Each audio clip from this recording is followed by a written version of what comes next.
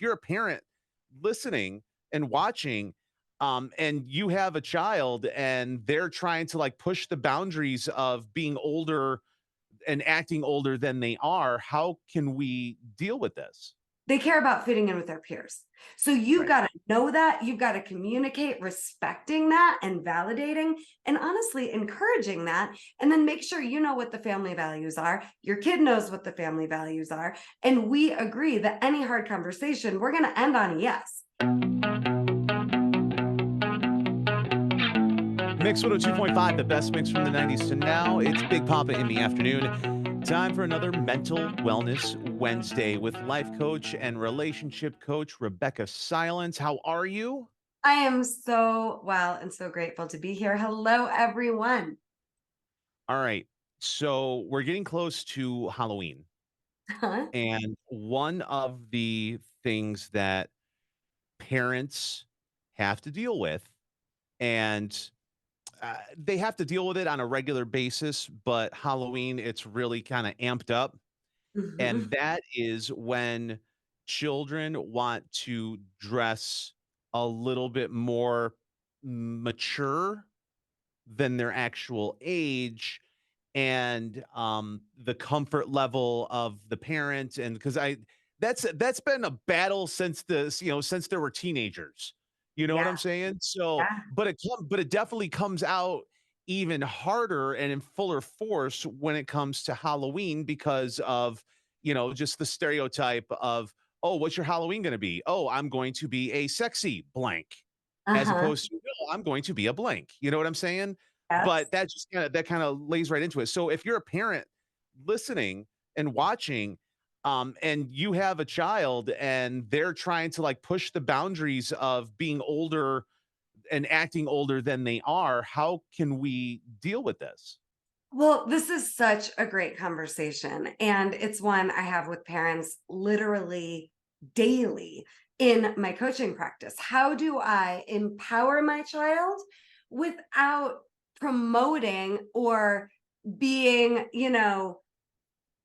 I guess the way I would say it is in support of what I know is not good for them, right? So even this morning, the 8-year-old comes downstairs, bright red lipstick, dressed to the nines, going to third grade. And so, what I want parents to understand is there is a way to empower your children without trying to crush their spirit while you're still being the parent. Right. So when they're little, right, up until I would say 8 years old, you get away with do what I say a lot more than you do once they're 8 and older. So the approach needs to be different. But I think Right. what's really important is to communicate. Here's what I love. And this is exactly what I said to the 8-year-old just this morning. Love the outfit, love the lipstick choice. Outfit is on point. I think I said your fit is on point because I think that's how the kids talk. So she's grinning ear to ear. And I said, and just so you know, red lipstick every day to third grade is not a choice. Today, rock it. We're not doing this every day. We're 8, we're in third grade. So I want to Mhm. empower and encourage, and I'm still the parent. Once they're a little older, they're not going to respond to do what I say because I said so. And that's not really a healthy parenting approach anyway. But when you Right. explain, here's what's non negotiable, and here's why I'm saying it. Now tell me what's important to you and let's find a way to create a win-win. Okay. So, That's game changing. so I realized that we started off talking about Halloween, but this is more of like a daily conversation. Because it's What bigger than about Halloween. Well, but that's what sparked in my mind. That's why I started there. Absolutely. Yeah. But I know parents deal with this on a daily basis, but that's what's in right now. Everyone's wearing it. Why can't I? Uh-huh. Uh-huh.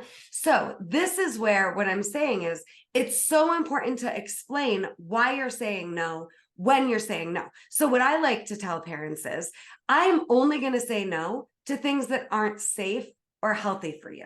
That's it. I'm only going to say no to things that aren't safe or healthy for you. And so what I will do is I'll let you know what the non-negotiables are, and then I'll work with you on whatever else you want. Communicate with your kids like this. Everything from Halloween costumes to curfews to trends to social media, and the everybody's doing it, so why can't I, is going to be something that your child says to you, and you can just be a stand for, because I value your safety, because I value our family's values more than I value what your friends are getting away with. And now we just have to have a conversation as a family about what the values are and make sure they're on board. I'll never forget when I talked to my 18-year-old, I think she was 13 at the time, and I asked her, what are your core values? What's important to you? So when I'm working with families, I want everyone in the family to get to be who they are, not who Right. they think they're supposed to be. So that's where I'm coming from here as the coach, right? So I asked my 13-year-old, what are your core values? I'm wild, was her response. Wild is my core value. I took a deep breath. To this day, it's her core value. Okay. She is wild. She is fierce. She will not be tamed. Now, I want her to be herself, to trust herself, to be free, to know how to follow her free will and agency in a way that she's proud of herself, trusts herself, all the things. But I was pretty glad I asked that question, and at the time she goes, I'm wild. I know you're glitter, but I'm wild.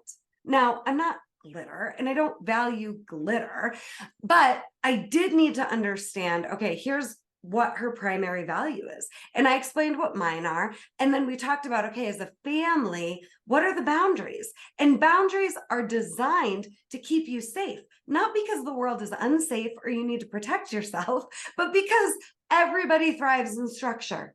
I don't care who you are. Everybody thrives in structure. So with your kids, include them in the conversation so that they understand dictatorships don't work. They create rebellion.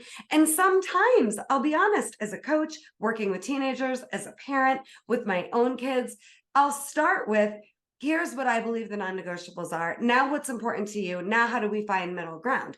And sometimes my non-negotiables, if there's a pretty decent argument from my kid, from my client, we can reevaluate, we can reassess, and we can up level. But include them in the conversation, explain why you're saying no, and never, this is the That's most the big thing. important point. That's what I was gonna circle back to, because so many, like, I remember when I was a kid, it's so, "No, why? Because I said so." Doesn't And lie. instead of having the conversation, because you as the parent understand why, but verbalizing why and explaining it to them so they can see it from your point of view, because they're looking at it from their point of view. They're looking at it from, they don't have as much experience in the world, so they don't know the things that you already know. Having that conversation and just explaining, it's not even a full-on conversation, it's just explaining why, will Yeah. help so much. So much, and let them communicate to you why their ask is important to them. And then you communicate where you're coming from, and then you find the middle ground.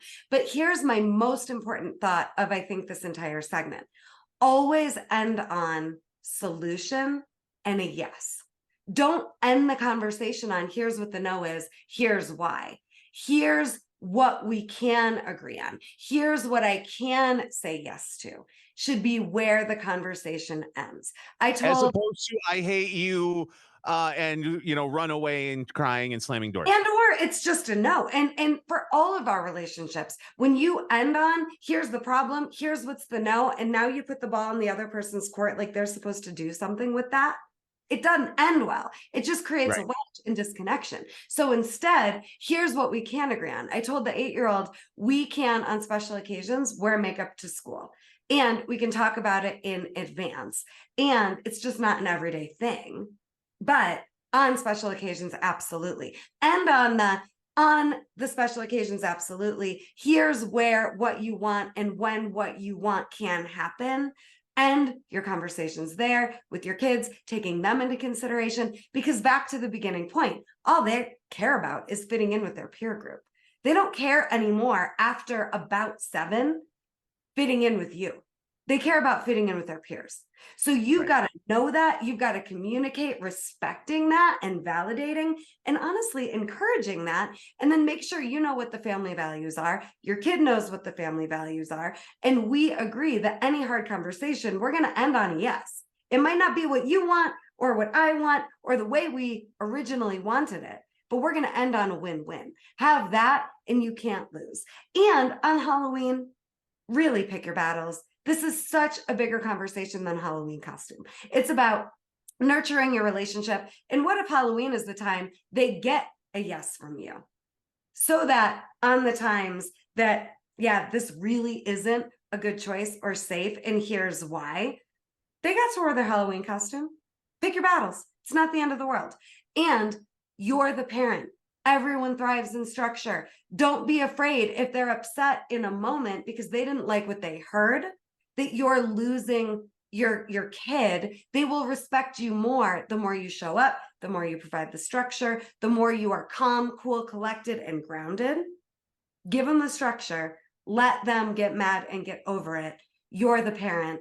And it's a job that goes so fast. It's a Mental Wellness Wednesday. Life coach Rebeccah Silence. Go to RebeccahSilence.com and get your free spa day for your mind, heart, and soul. A spa day for your Yes. mind, heart, and soul. If you want to find out what that is and get it for free, go to RebeccahSilence.com. Rebeccah, amazing stuff as always. We'll talk to you next week. Bye, everyone. Thank you.